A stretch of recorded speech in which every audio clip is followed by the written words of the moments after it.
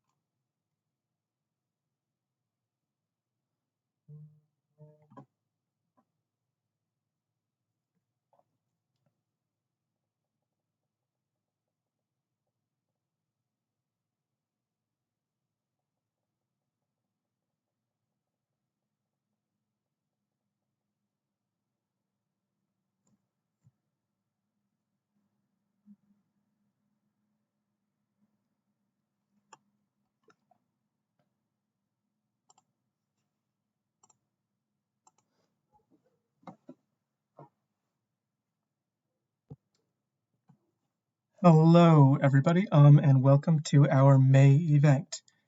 I'm your new host, Arvind Gupta, and together with Brianna Zawatsky and Steve Kirby, we are the organizers of Astronomy on Tap State College. This is our 46th total event, our 12th since we've gone virtual, but it is the first event since the three of us took over from our original founders and organizers, Michael Roderick and Jacob Lund. We hope to do a great job in their honor.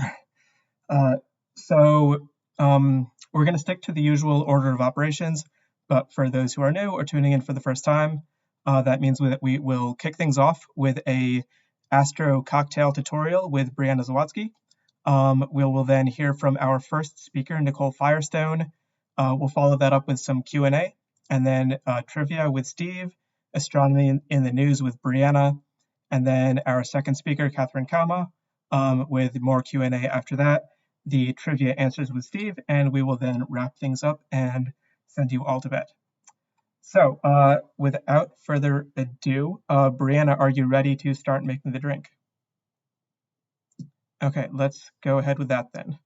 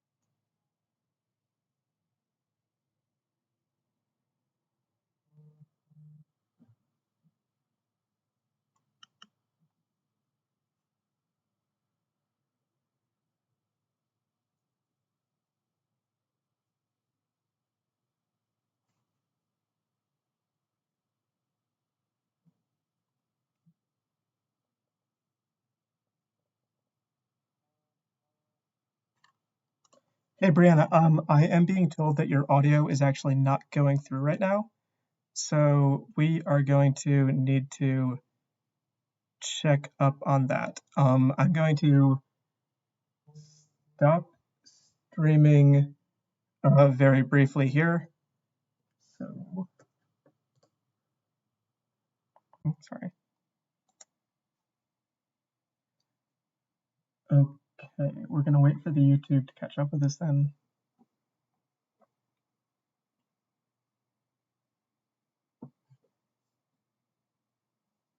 Great.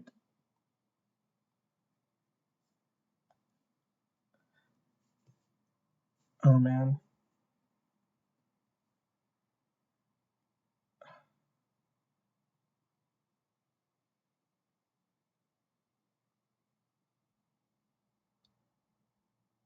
Okay, Brianna, can you try saying something now because it looks like we're back live.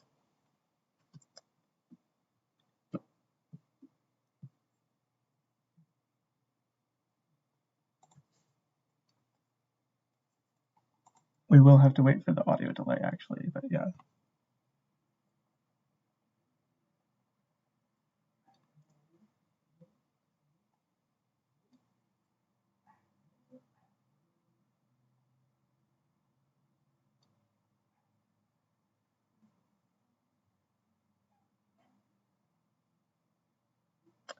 Okay, it looks like that solution did not work, unfortunately.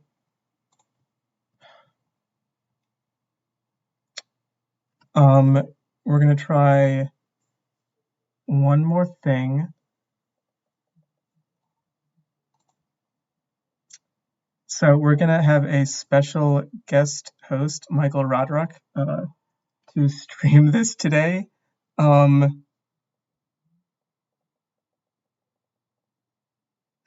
Because that looks like that might be the only way to get this to work.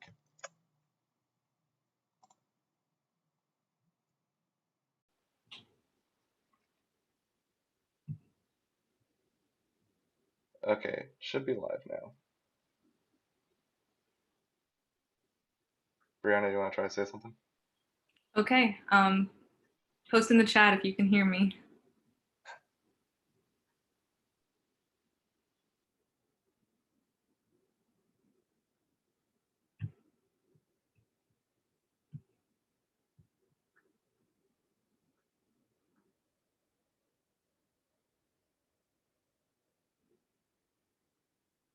I don't see anything in the chat yet, but I'm definitely unmuted on the Zoom. Brianna, I could hear you. Yeah, we're good. Oh, great. Okay, lots of people saying yes in the chat now. Okay, well, let's start over again.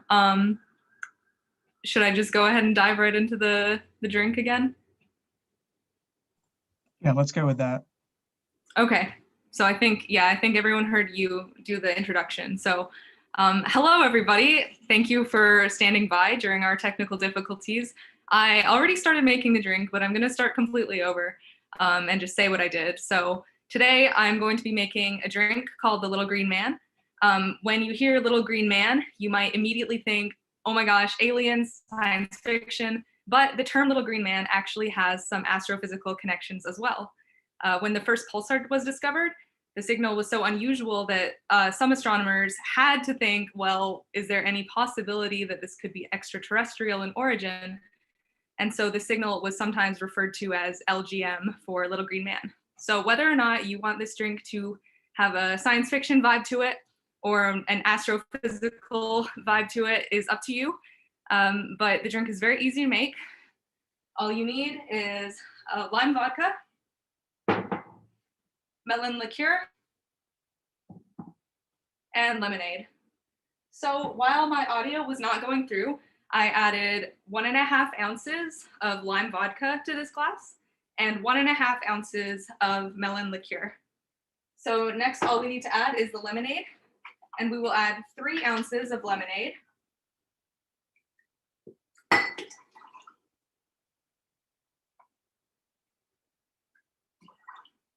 And if you prefer your drink to be a little bit sweeter, I might go ahead and add a little bit more lemonade or some simple syrup. But I really liked this beautiful green color we got from this. And then you can just go ahead and pour it over ice. And optionally garnish with a Little Green Man. And that is how you make the Little Green Man. Hope you enjoy.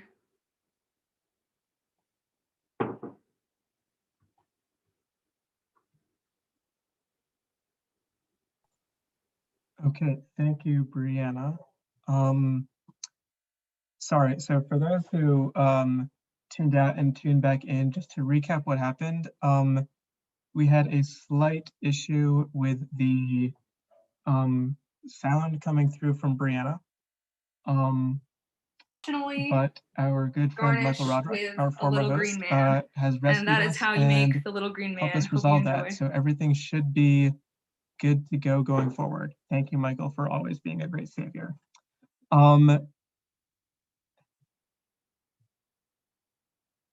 I don't know.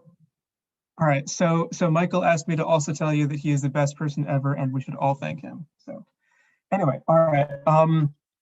Thanks, Brianna, for that drink. I have my own right here. It is nice and strong. I like it. And it does taste like a Little Green Man, I guess. So with that, I will now ask Nicole to turn the camera on and start sharing your screen. Okay, so Nicole is a recent graduate of Penn State, just graduated, I think, a little over a week ago, and she will be starting her PhD at Rutgers University in the fall. So Nicole is going to talk today about high energy astrophysics. You ready to go? I'm good to go. All right, take it away. All right, thank you so much. So hi, my name is Nicole Firestone.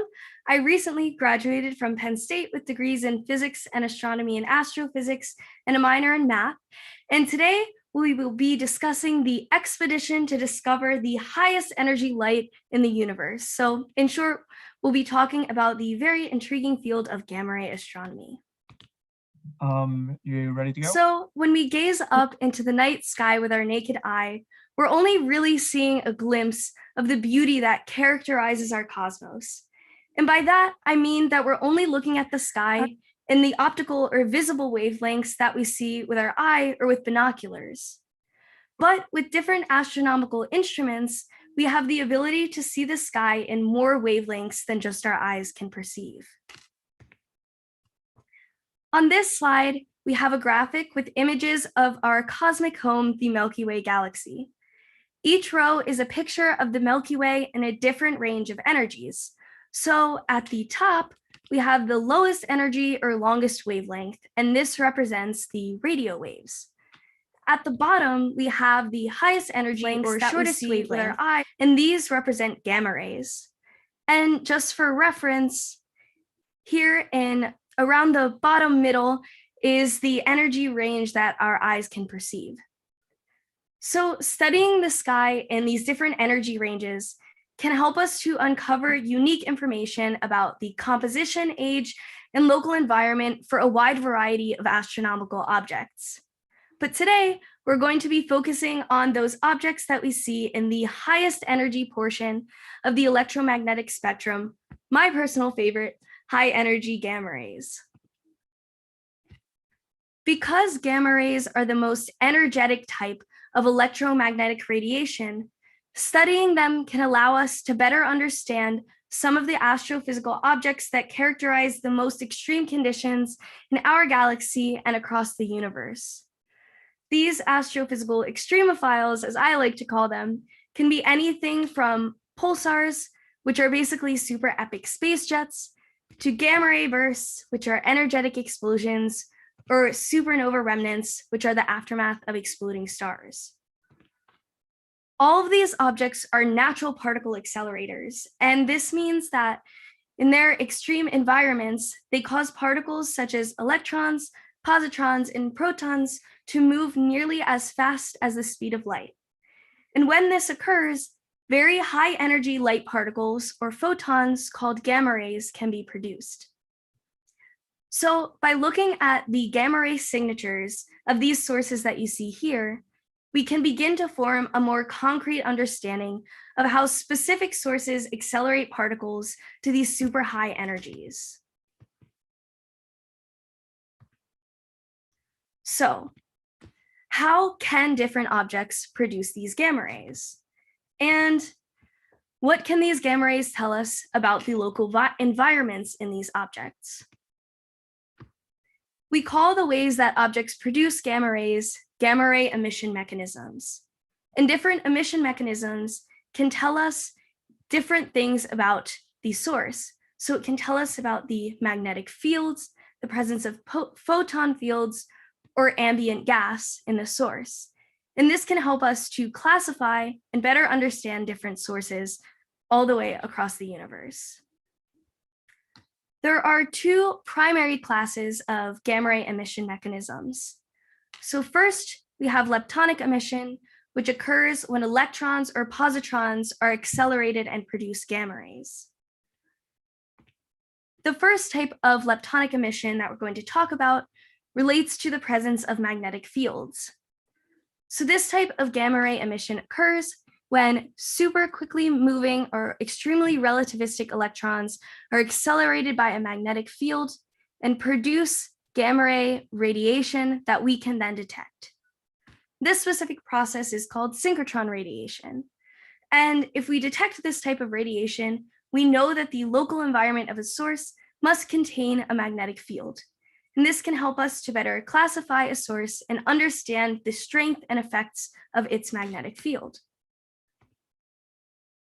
The next type of leptonic emission relates to the presence of photon fields.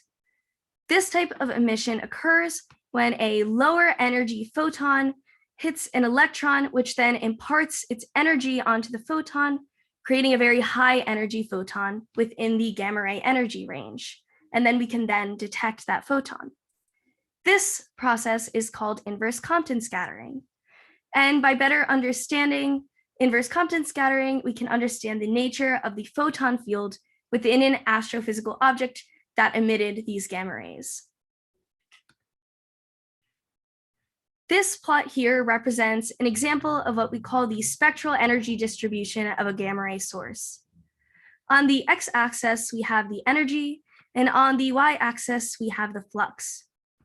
And the flux is basically just how many gamma rays are coming into a specific area over a specific amount of time. So in this particular example, we have a source which is producing gamma rays via synchrotron radiation and inverse Compton scattering. On the left, we can see the spectral contributions from synchrotron emission in the lower energy portion of the gamma ray spectrum. And on the right, we can see the contributions from inverse Compton scattering on the higher end of the gamma ray spectrum.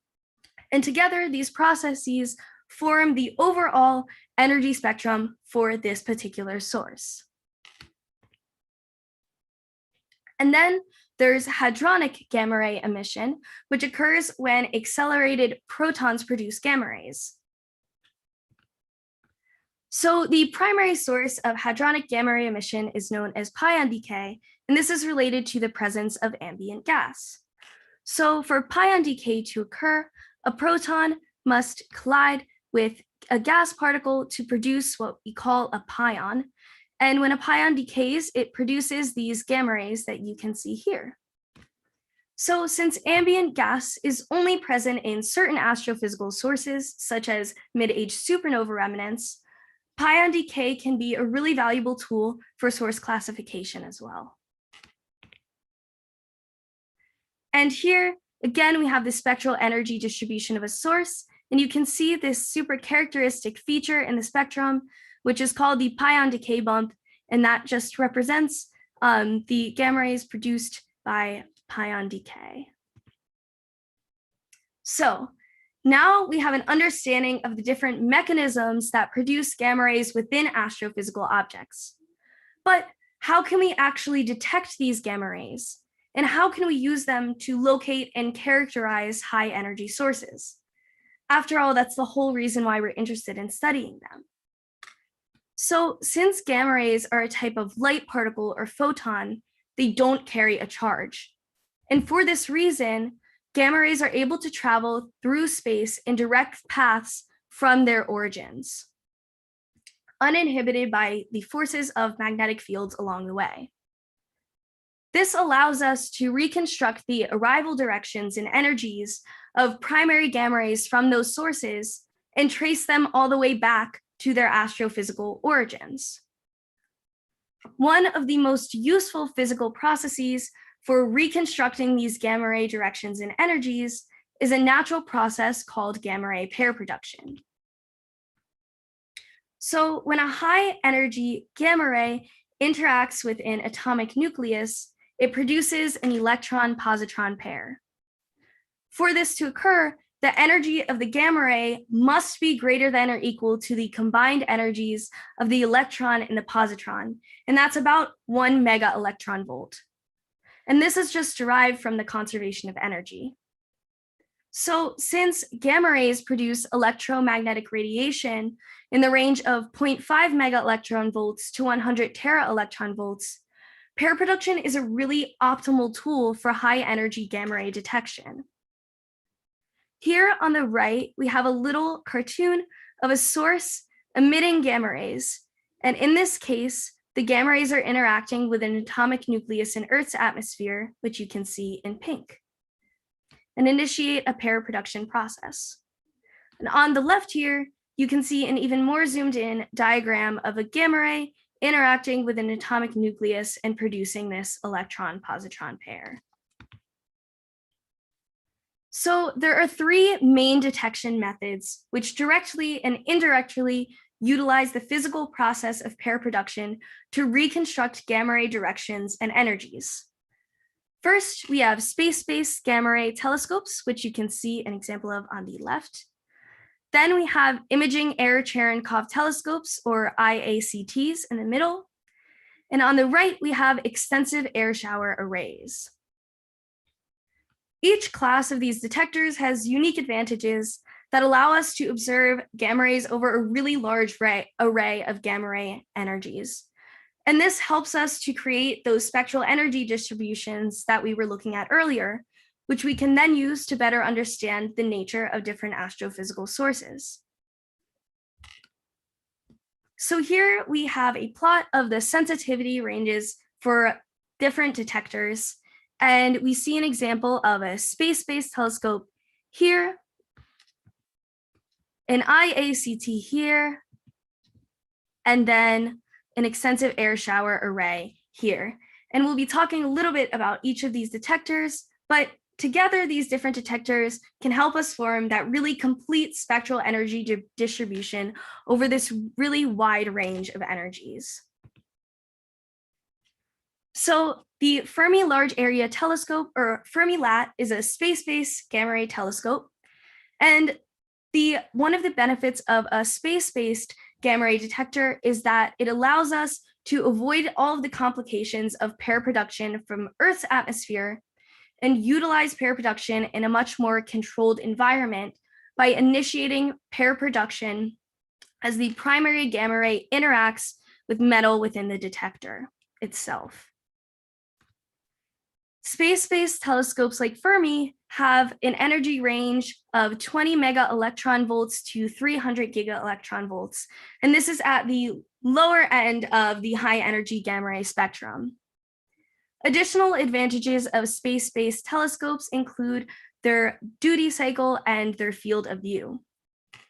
Because these telescopes are located in space, they're undisturbed and can operate almost continuously, which is what that high duty cycle comes from. In addition, their location allows them to have a really wide field of view, and in the example of Fermi-LAT, cover the entire sky every 3 hours. But the biggest downfall of space-based telescopes is their small area. So their small effective areas essentially prohibit them from detecting very high energy gamma rays. And this is just because very, very high energy gamma rays have a lower flux. So they require a much larger detector area. And this type of large detector area isn't really plausible in space. It's only plausible from the ground level, which leads us into discussions of ground-based IACTs and extensive air shower arrays.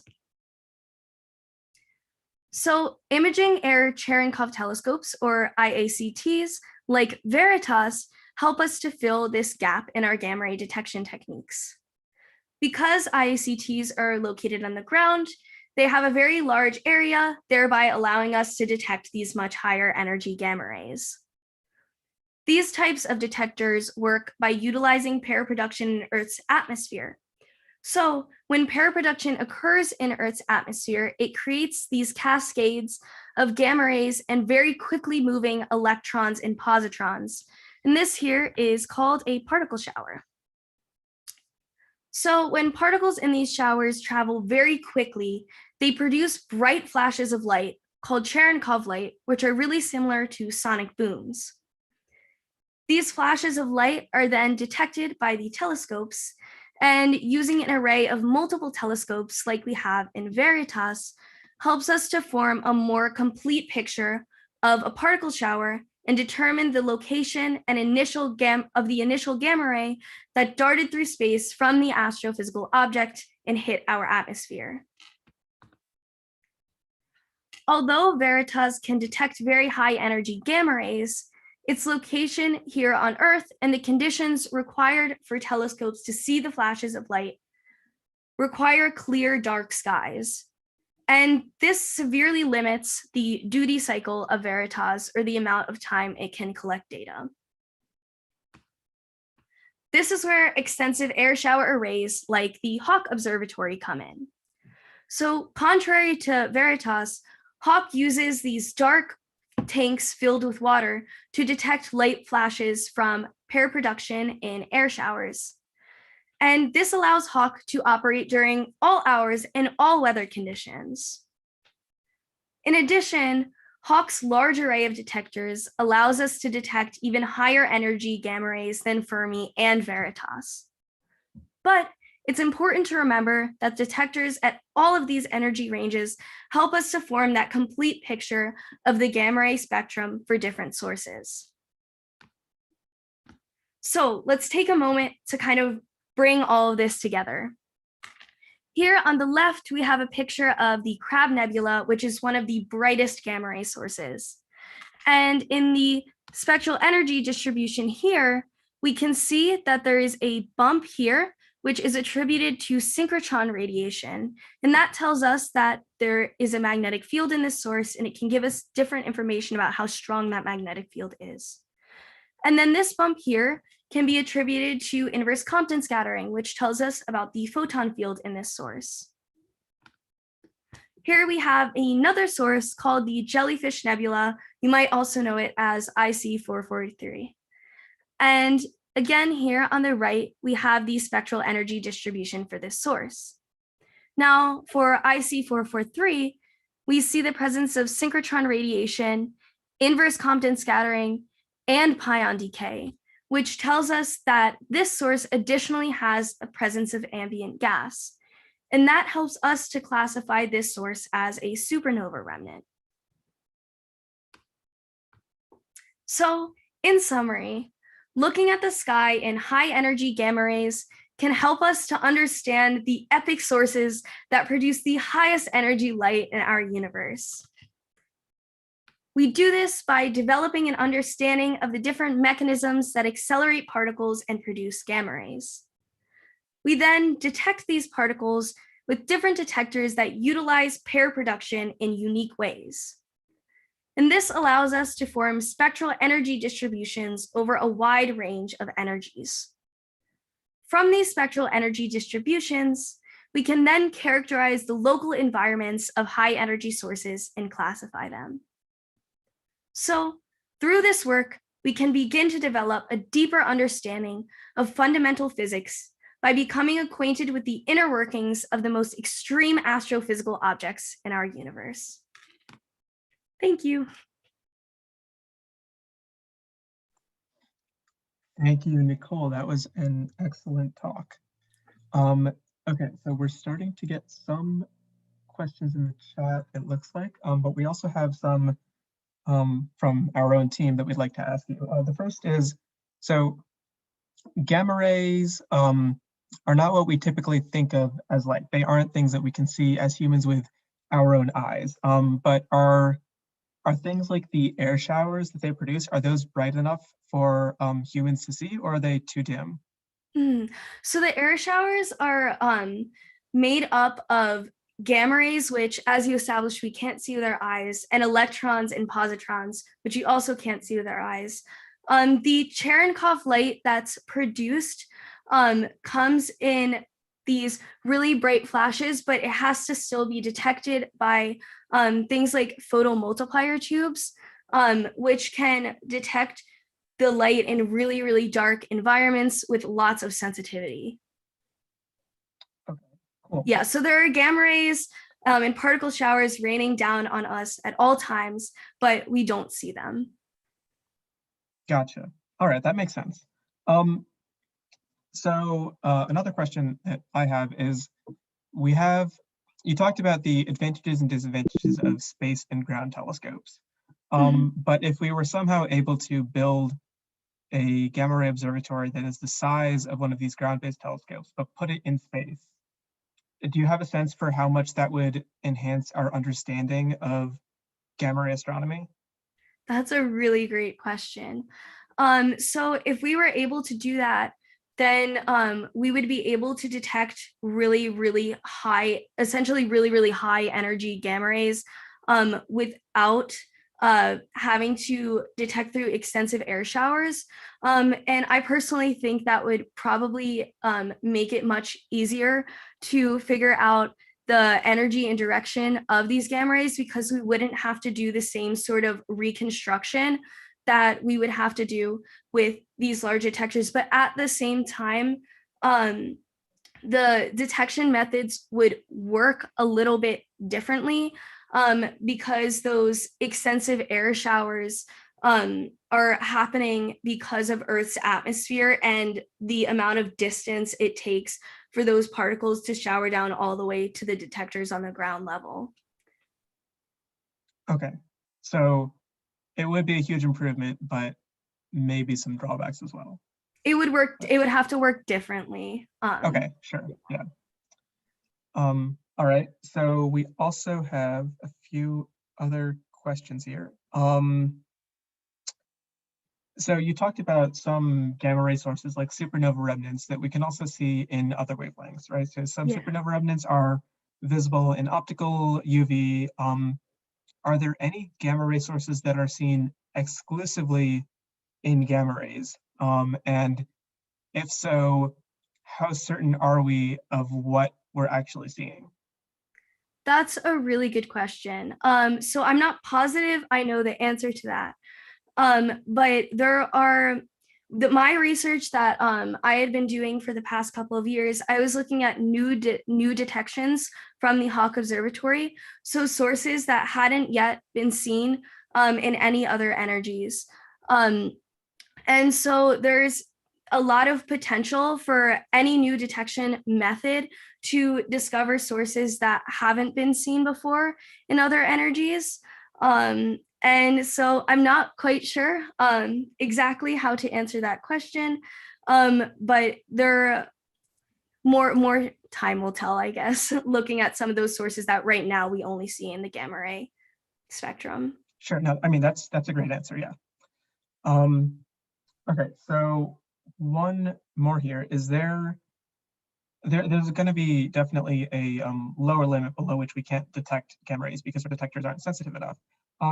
Is there also some upper limit above which the energy is just too strong that our detectors won't accurately detect rays, Mm. like an upper energy limit for gamma rays? So right now, the Hawk Observatory is one of the observatories that's more sensitive to the higher end of the gamma ray spectrum. And so right now with Hawk, for example, we can only detect up to about 100 tera electron volts. Though there are more observatories that are continually being built. And again, a lot of the upper threshold that we can reach with our detections depends on the detector area. So it really requires finding locations where we have a lot of area, or developing unique techniques where we're kind of combining some of these detection methods to get what we would consider a very large area. Cool. All right. One final question now. We only have a few more minutes for this. So in the same way that ultraviolet radiation, for example, is damaging to our skin and our eyes, are gamma rays dangerous to humans? Are these things that we should be worried about? You should not be worried about them at all. They're traveling through us constantly. And just in the same way that they rain over these detectors, there's nothing special about the detectors that's pulling them there. They're constantly coming from all across the universe, and they're not something that can harm us in the way that they're coming from all the way from these very far sources with low fluxes. Yeah. Okay, so these aren't the sorts of rays that turn Bruce Banner into the Hulk. I think we'll be fine for now. Okay. That being said, I would not go try to go inside of a supernova or anything. That might not be a good idea, but here we are safe. Awesome. Okay. Again, thank you, Nicole, for your talk. Thanks for answering all of our questions. Good luck in grad school. And with that, I will hand it over to Steve now for the trivia questions. Steve, Thank are you. you ready to share? Okay. Yes, can you hear me? Yes, you are good to go. All right, beautiful. Like Arvind introduced me earlier, I'm Steve Kirby. I'm one of the new organizers of Astro on Tap State College, and tonight I'll be doing tonight's trivia competition. Let me just share my screen momentarily. Now you should all see the trivia. Arvind, are you seeing this okay? Yes, I can see that. All right, beautiful. So tonight's trivia is going to be about astronomy in Asian and Pacific Islander culture and science. That region of the world and all the myriad cultures therein have thousands of years of history doing astronomy and truly some fascinating discoveries in their own right, not only in history, but today around the world. And we'll learn about some of those doing this trivia. There should be a trivia link in the YouTube chat you can click on. The tiny URL is also visible here. So if you click on that, you'll be brought to a Google form where you can fill out the information. If you want to be entered into the running to see if you win prizes, make sure you put an email we can contact you at, and also fill out an Astro-themed team name, because that'll help us break ties and see who can, and if there's a tie between two teams. The fantastic prizes that will be in the running for today are some exciting Astro on Tap themed merchandise, including a can opener, a sticker, a little beer cozy there, as well as Astro on Tap themed face masks that you can win by entering your email in the trivia competition. The way this trivia works, it's a multiple choice question quiz. I'll start out by just asking the question and reading it through. I'll tell you each of the 4 answers, and then there are options in the Google form where you can click them and select your answer. So in this case, the question is, a solar system object is a deep blue color, et cetera, et cetera. Just as an example, this isn't on the Google form, and you can take a look at the question and sometimes the picture on the slide to get clues. In this case, the answer would be Neptune, not Mars, Gallifrey, or Sirius. So without further ado, let's go forth and take 15 questions about Asian and Pacific Islander astronomy throughout the ages. Our first question is, what solar system object may have been observed with the unaided eye by the Chinese astronomer Gan De in 365 BC, almost 2,000 years before Galileo discovered it with his telescope? Is it Uranus, Ganymede, Mercury, or Ceres? Go ahead and click the one you think in the Google form. After we go through all the questions, we'll come back quickly through the questions again in case you miss one of them. Question number 2. What celestial object, created by a Type II supernova in 1054, was recorded as a guest star by Song Dynasty Chinese astronomers? Is it the Small Magellanic Cloud, the Crab Nebula, the Andromeda Galaxy, or the Eagle Nebula? The object in question is shown on the right here.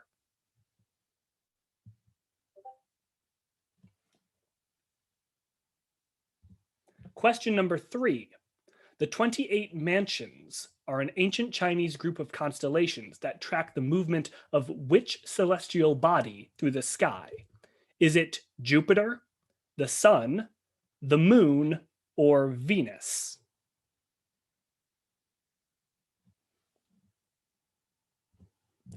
Question 4. The Subaru telescope, operated by the National Astronomical Observatory of Japan, is named after the Japanese title for this prominent grouping of young blue stars.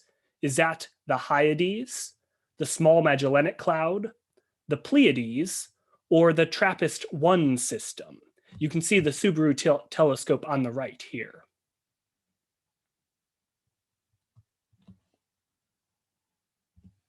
Question number 5. In current events, this mountain's vast biodiversity and revered position in Hawaiian religion and culture have resulted in activism and protests over continued telescope construction at its peak. Is it Mount Etna, Mauna Kea, Mount Kinabalu, or Mount Sipley?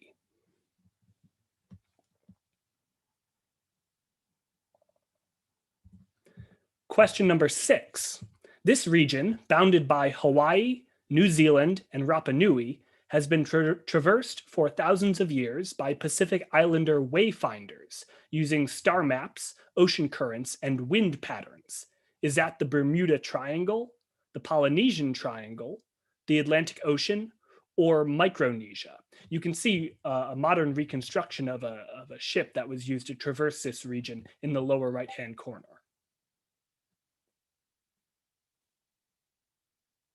Question 7. Hehe Onakeki is the Polynesian name for this constellation used in oceanographic navigation. It includes the star Mintaka, which lies almost exactly along the celestial equator. Just to clarify, Mintaka is the traditional worldwide name for the star, but Hehe Onakeki is the Polynesian name for the constellation.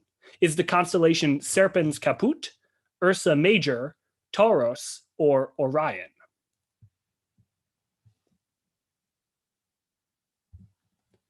Question 8. The Chinese astronomer Shi Shen, about 400 BC, observed what he thought were eclipses forming at the center of the sun's disk and moving outwards. Shi Shen was actually the first to observe this phenomena, which are actually A, supernova, B, sunspots, C, solar flares, or D, a transit of Mercury.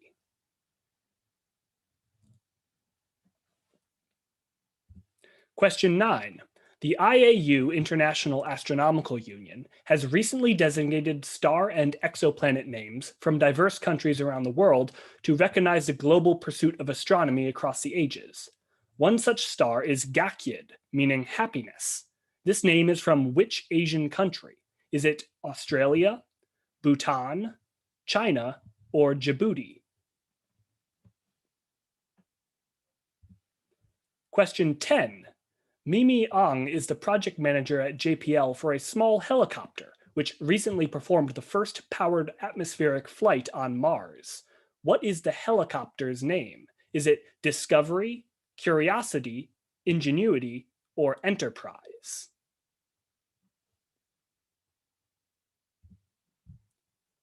Question 11. Ellison Onizuka was the first person of Japanese origin to go to space. He was the first Asian American astronaut, but tragically died in the Challenger disaster. What space shuttle was the vehicle on his previous historic flight? Was it Discovery, Curiosity, Ingenuity, or Enterprise? The same 4 answers as the previous question.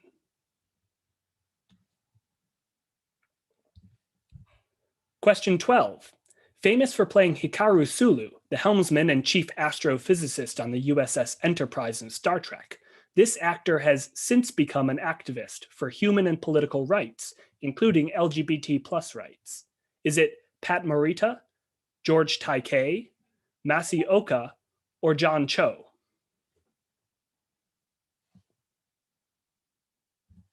Question 13. In 2003, this space program made its country only the third to launch a crewed mission into space after the US and the Soviet Union or Russia. The mission used the Shenzhou spacecraft and a Long March 2F rocket. Was it the India Space Research Organization, the Japan Aerospace Exploration Agency, the Turkish Space Agency, or the China National Space Administration? The Shenzhou spacecraft is pictured on the right.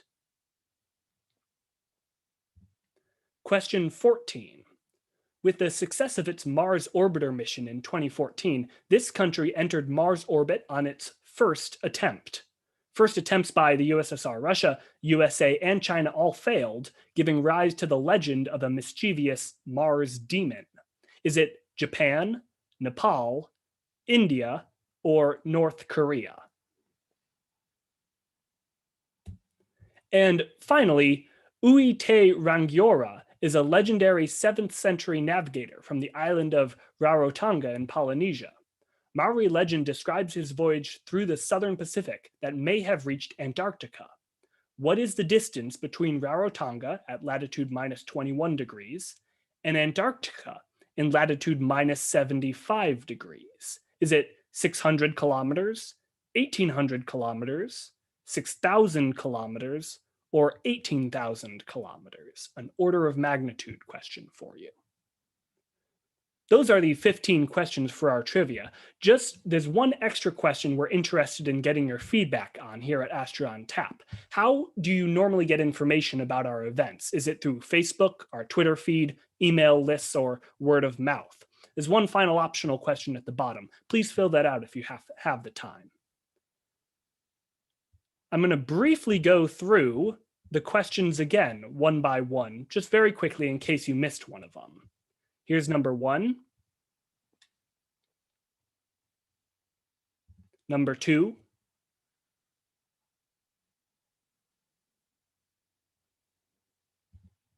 Number 3.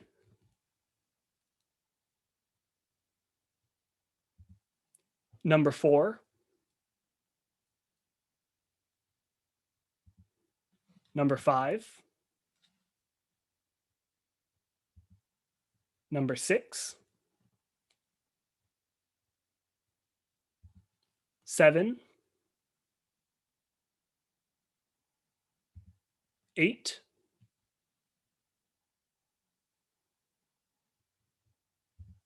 9, 10, 11, 12, 13, 14, and finally 15. The questions are also in the Google form if you need reminders. Make sure you get your answers in before the end of Astronomy in the News, which is coming up next with Brianna. After the second talk, I'll go over the answers and report on the winner of today's competition. I'm going to hand it back over to our MC, or Brianna. Yeah, I think I can just go ahead and take it from here. Let me go ahead and share my slides.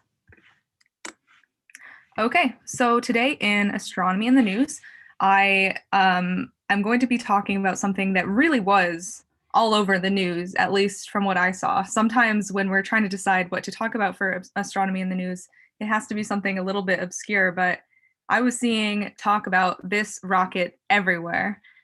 So this is an example, just one example of a headline that I saw. Don't fall to pieces just because China's rocket is.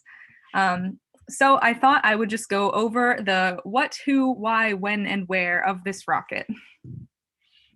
So what happened?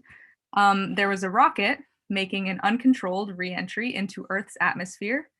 The rocket is 22 metric tons, and it was a Long March 5B rocket. It was orbiting the Earth at around 18,000 miles per hour, which is like a pretty typical speed for something orbiting the Earth, but it will give us important context later. Whose rocket was it? It was China's rocket. China is not the only person, or not the only entity who has had an uncontrolled re-entry into the atmosphere before. More on that later. But this time it was a Chinese rocket. What happened? China is building a space station, and the rocket was bringing a module of the space station into orbit. What happened was the booster rocket that was helping deliver that module was accidentally moving faster than planned.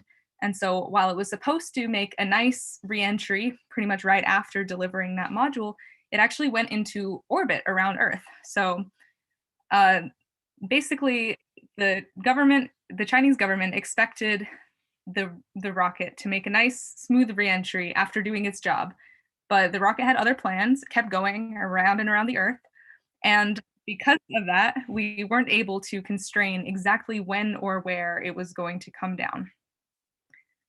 So initially, as I said, we weren't able to really constrain it. We had a rough idea that it was going to be around May 8th to 10th, so this was literally just about a week ago or so.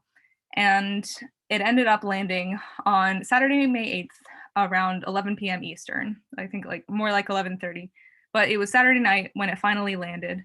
And many people, I think, were relieved that it landed in the ocean. So again, initially we had no idea where it was going to land because it was going around the Earth at 18,000 miles an hour. So if our guess of when it landed was off by an hour, that's a difference of 18,000 miles. So it could have been a lot of different places. And as it got closer and closer to landing, we were able to take a look at the orbits, narrow it down. And when we were just a few hours away from landing, we pretty much had it narrowed down to one possible orbit that crossed Africa and Australia. But over 90% of this orbit was in the ocean. And ultimately, the rocket landed in the Indian Ocean. So nobody was harmed. There are other examples, as I hinted at before, of large things falling to Earth. NASA's Skylab recently had its 48-year anniversary of its launch. It launched May 14th, 1973, and that weighed 76 metric tons. So that was substantially bigger. And then in 1979, Skylab ended up having an uncontrolled reentry and ended up falling in Western Australia.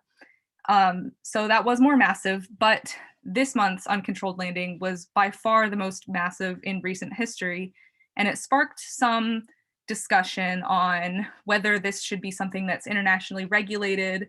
There was definitely some criticism being thrown around towards China, and then other people saying, well, the US did it first. So it did spark some interesting discussion on how we could regulate uncontrolled entry into Earth, mostly to discourage it so that it couldn't potentially hit anywhere where people live. But I saw that in the news everywhere. You might have too. If you were wondering about it, hopefully this answered your questions. And that's all I have for this month's Astronomy in the News. Thank you, Brianna, and Steve as well for the trivia. Just a reminder that Steve is going to start grading the trivia now, so make sure your answers are submitted if you haven't done that already. Now we will be hearing from our second speaker, Katherine Kauma, who, as with Nicole, is a recent graduate of Penn State, just graduating a little over a week ago. And Katherine will be beginning her master's degree in astronomy at Cambridge next fall. So Katherine, if you'd like to turn your video on and start sharing your screen.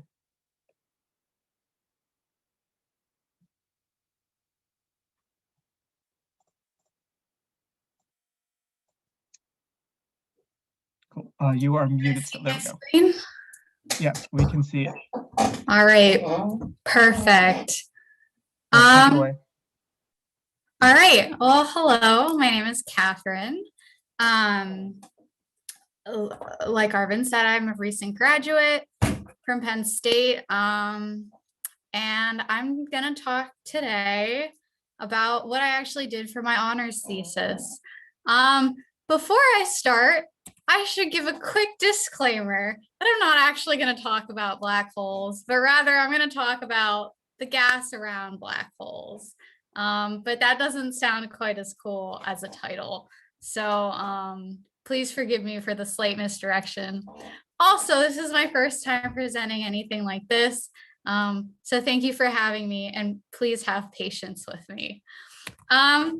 So first things first, I would like to start off with talking a little bit about active galaxies and their nuclei. So at the center of every galaxy is a supermassive black hole. And when I say supermassive, I mean super and massive. These things can be up to 1 million times more massive than the sun. And in some galaxies, the gas is falling or accreting onto the black hole. And as the gas falls, it releases tons of light or tons of energy in the form of light. And these can get so big or so bright that they outshine all of the stars in the galaxy combined. And so when this happens, it's the galaxy has what's called an active galactic nuclei. And then these galaxies are then called active galaxies. And so in the pictures, I have a couple examples. Here's a nice little galaxy, active galaxy, and it has jets. And then over here shows kind of a example of normal galaxies compared to active galaxies. And you can see that there's very bright centers in the active galaxies that aren't there in the normal galaxies. And there are a bunch of different types of active galaxies. I specifically study quasars, which are the brightest type of active galaxy, and in my opinion, the best type of active galaxy. So, though there are a lot of different types of active galaxies, they more or less have the same structure. So I've got two different schematics here that kind of show that. One is sort of looking at the whole thing, and one is just like a half edge on view. And so they all have a supermassive black hole at the center, and then they have an accretion disk. And so this is the material that's actually falling onto the black hole. It spirals in the form of a disk until it makes its way onto the black hole. And the closer in it gets, the brighter it gets and the more energy it releases. And so then on the very far end of the outside edge of the accretion disk is this like donut of space dust called the dusty torus that sort of encircles the active galaxy, or the AGN, the active galactic nuclei, sorry. And then above the accretion disk, we have this disk wind that makes up the broadline region. And then further out on the edge, we have what's called the narrowline region. And in some active galactic nuclei, there are jets, but not all of them. And so the way that it works is that as the gas in the accretion disk goes in, the very inner parts of the disk are really hot and they release a lot of energetic light, usually ultraviolet rays. And then these rays will then, that's the bulk of the, what we call continuum radiation from the active galactic nuclei, or sort of, but that's like what powers the active galactic nuclei. And then those UV rays will make the, will energize and excite the gas in the broadline region and the narrowline region, making them glow at specific wavelengths, which we call emission lines. So to get a little bit more into the broad and the narrowline region, these are very creatively named because astronomers are really, really good at naming things. So what I have here is a picture or a plot of the energy spectrum of a quasar. And so on the y-axis, we have like the brightness. And on the x-axis, we have different wavelengths of light. And so there are these spikes in the energy spectrum, and these spikes are different emission lines. And some of them are very broad and some of them are very narrow.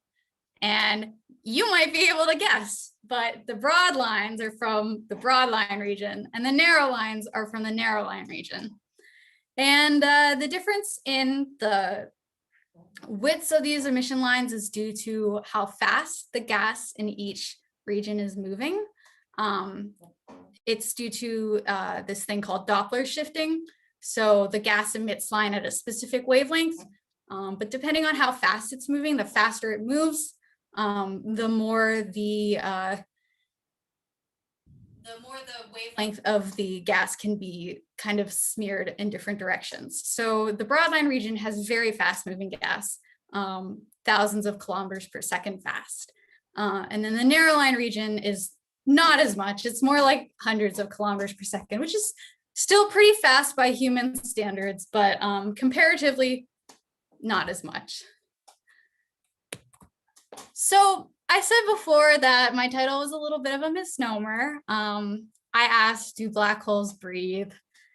A better question would be, does the broadline region of active galactic nuclei breathe? But that just doesn't flow off the tongue as well. So I hope you'll forgive me.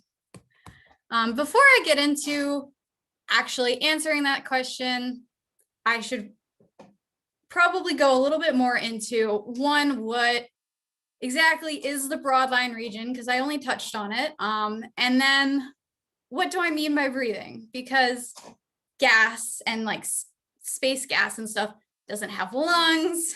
They're not like humans or animals or alive, so they can't actually like breathe.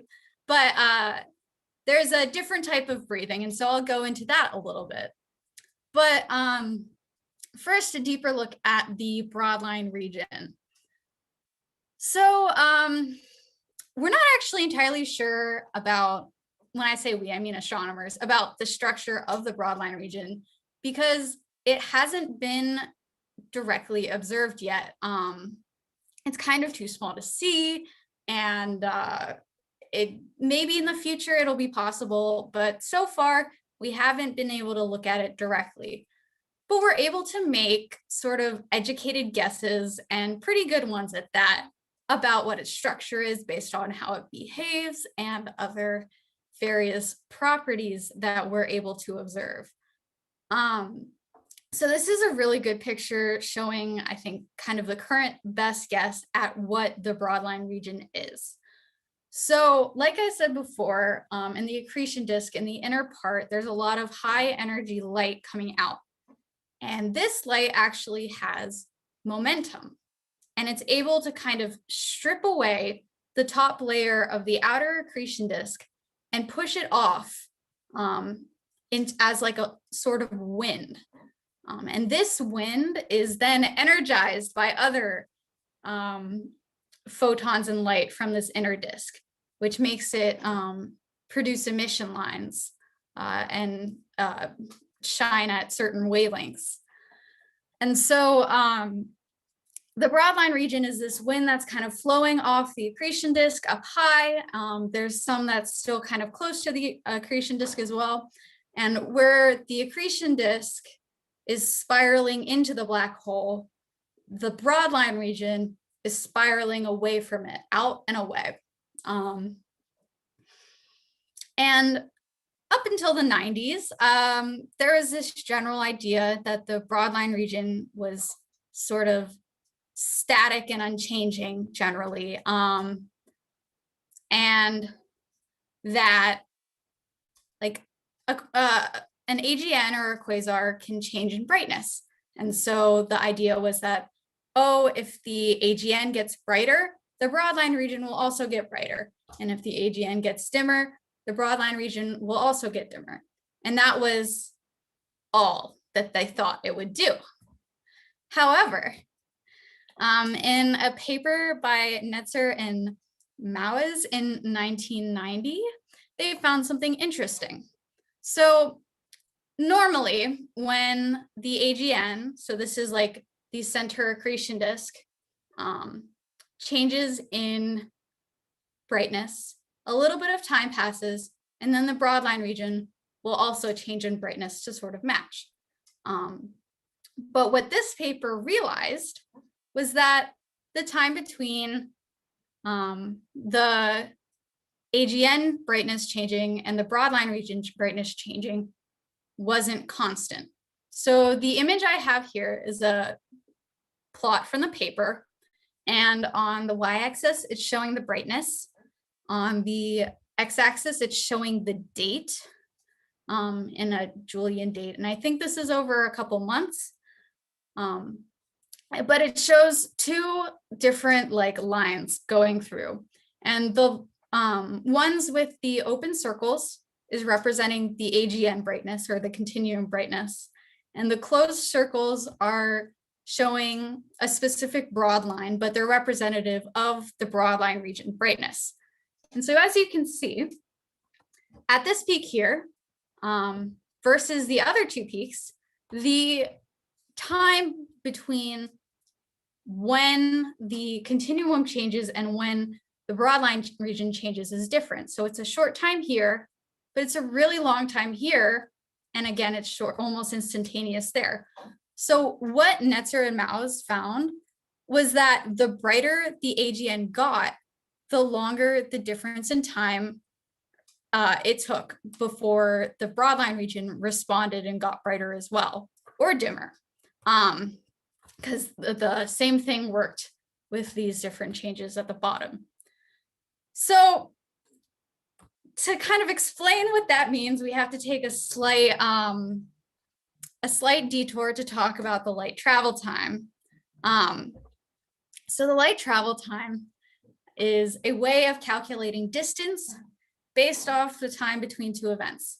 So if you have something that occurs at point A, and it sends a bunch of light towards point B, and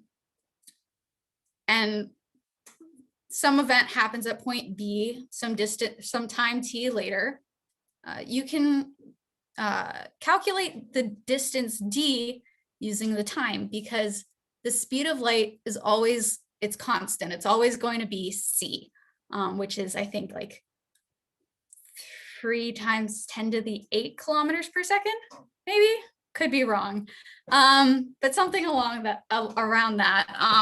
So the way you would do it is you find the distance by multiplying the time times the speed of light.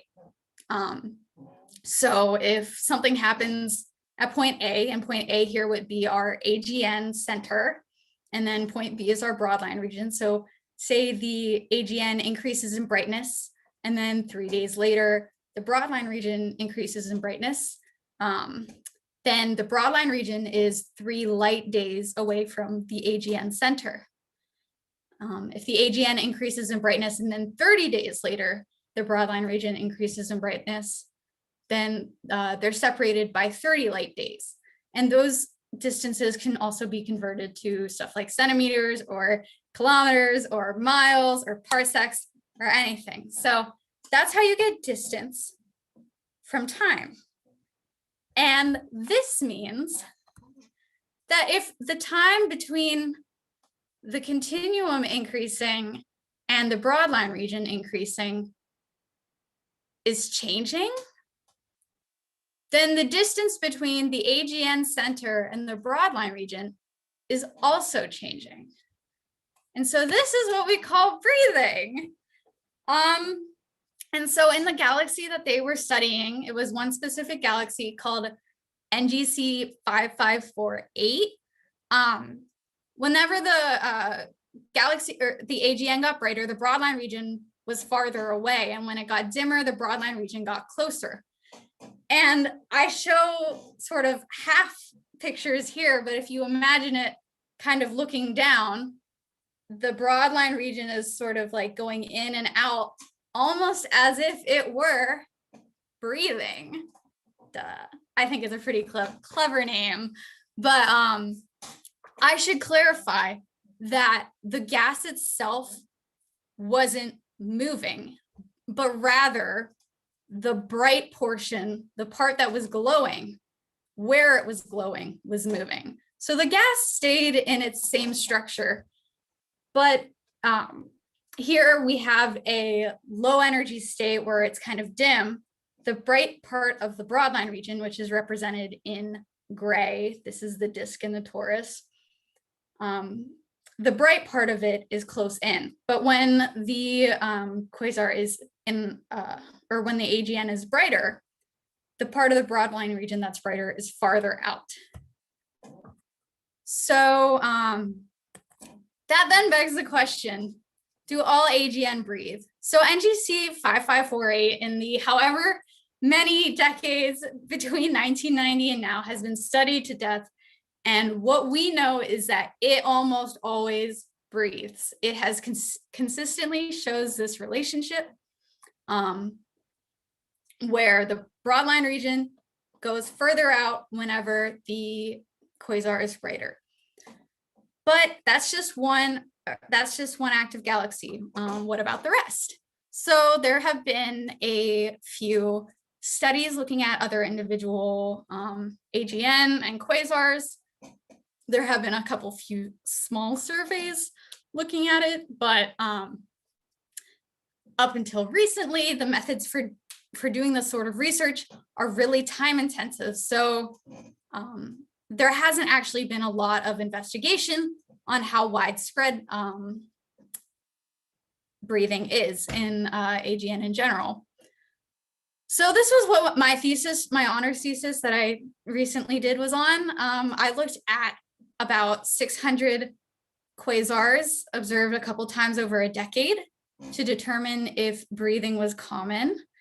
And the answer that I found was no, not all AGN breathe. And in fact, in the sample of quasars that I was looking at, most of them did not breathe, which is a little bit contrary to the prior studies, which found that most of the active galactic nuclei that they studied were breathing.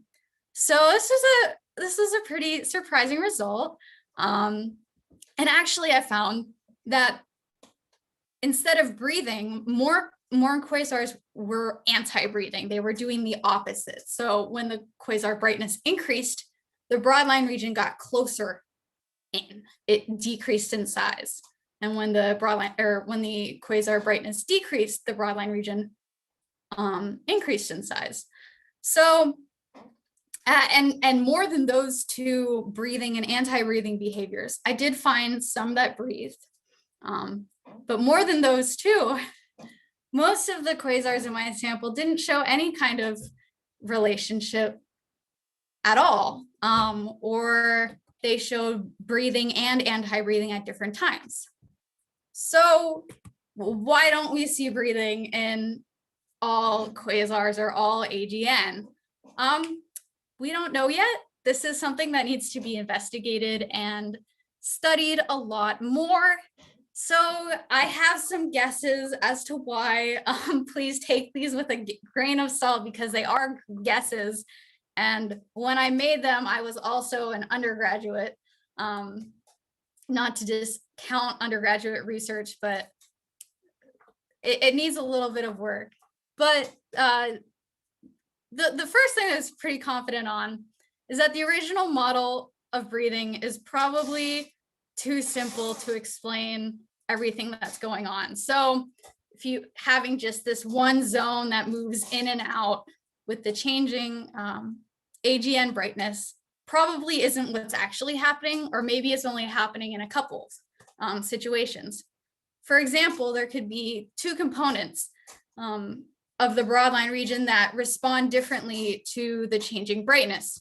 So maybe instead of having one emitting zone, the gas at the top of the broadline region is emitting at a different radius than the gas near the bottom. And they might respond differently and show a different relationship than standard breathing. Another possibility is that the broadline region could be changing in structure. So like I said before, the disk wind it's dependent on the brightness from the inner accretion disk. So if that's not bright enough, this upper part of the broadline region might not be there at all. So if it goes through if an active galaxy goes through really extreme changes in brightness, the structure of the broadline region could change, and that would totally disrupt any kind of breathing behavior we see. So to answer the question, does the broadline region of active galactic nuclei breathe? Sometimes, and sometimes it doesn't. Thank you. That's all. Thank you, Katherine, for a great talk. Michael, yeah, okay. So, great talk. We have some questions from our own team. If anybody has questions for Katherine, please post them in the chat now. We will be going through these for the next 10 minutes or so. So the first question we have is that, the existence of broad lines implies the existence of narrow lines, of course. Are narrow lines also observed to breathe in any way that you described? No, narrow lines do not breathe. And the reason for that is because they are much farther away, and they're kind of like outside. There's a lot, the light that reaches them is reprocessed through a lot of different things. So, and they're much farther away. So they may have like responses to changes in the AGN brightness, but it's on a lot longer time scales than the broad lines. So they generally stay the same over really, really long periods of time. Okay, so theoretically then, is that something that could be detected with longer time baselines or more sensitive instruments? I don't know enough about the narrow line region. My impression was that they don't breathe at all. There are actually some broad lines that don't breathe, even in like the prior studies. So I think it has to do with like how the like glowing portion of the region is moving, and so I don't think that the narrow line region has that like movement and the change in the brightness like that. Okay, cool. So also then, so we have narrow lines and broad lines. Are these two discrete categories, or is there some like continuous spectrum, like going from narrow to broad with something in between as well? They're pretty discrete. They're in really separate areas of space. There is some like slight overlap. You can have broad-ish narrow lines and you can have somewhat narrow broad lines, but the regions themselves are different, and it's usually pretty clear which is a broad line and which is a narrow line when you're looking at like a energy spectrum. Okay. So let's see, something else you addressed. So you talked about how these AGN are supermassive black holes, right? Mhm. Are there any, are there supermassive black holes in galaxies that aren't AGN? Are there some that are inactive and not doing this? Yeah, quite a few. The black hole in the Milky Way isn't an active galaxy. I think maybe not most, but a lot of the galaxies you'll see aren't active. It's yeah, sorry. They're only active if they're like if there's gas that's like actually falling onto them, and that could be from like a galaxy merger or like a star got ripped up and fell, and the gas is now falling onto the black hole. So and galaxies can go through periods of activity and inactivity. So it's not always you were an active galaxy from your existence to your destruction. So some can be active and then turn off and then turn on later again. So hypothetically then, the Milky Way could become an active galaxy at some point in the future? I don't know. It depends on like what kind of stuff is going on in the center of the Milky Way and like what gas is available for it. And like if something disrupts the current like state that it's in and like pushes it into that active galaxy kind of state. But I don't know like the specifics of what that would require. All right, we won't ask you to speculate too much then. So you talked about these differences that you found in your research about different broadline regions in AGN, how some breathed, some exhibited this anti-breathing behavior, and some just didn't do either. Does this have, in any of those cases, did it have anything to do with the viewing orientation of the AGN in the same way that we see different emission at different viewing angles? I don't think so. Because this is a good question. It's not something that I've thought about before, but I don't think so because I think like you said, the viewing angle will change if you see like certain things or not. And usually the viewing angle is like something it'll show you if the broad lines are obscured or not.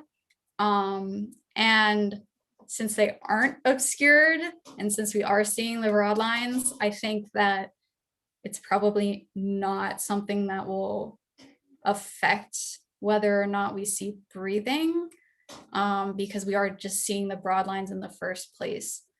But so you mean that all the galaxies you looked at were the same viewing angle then? I don't know what the viewing angle of them were, but so the viewing angle affects like active galactic nuclei, whether you see broad lines in it or not, because the broad line region can get obscured by the torus, the dusty torus.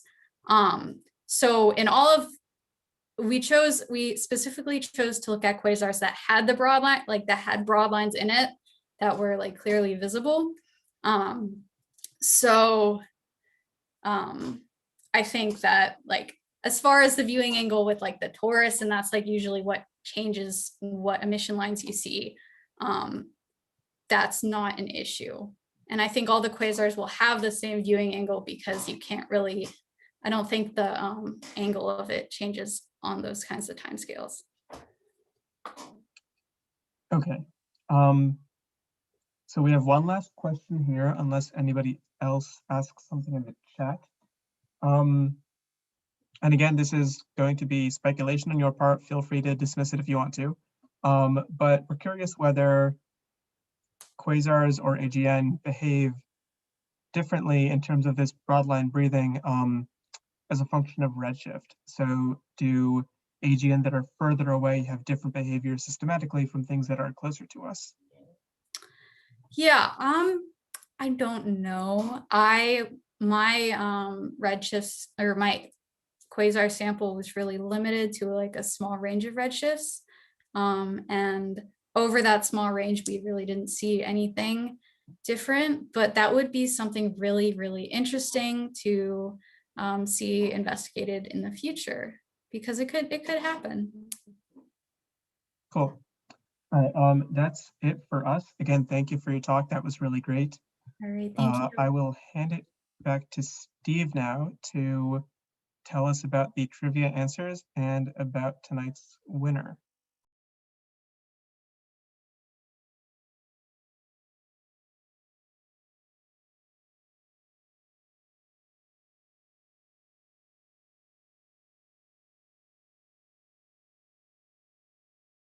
Steve, you are muted. You should unmute. Thank you. Thank you. Thank you for telling me before I jumped in too far. That one was just my fault.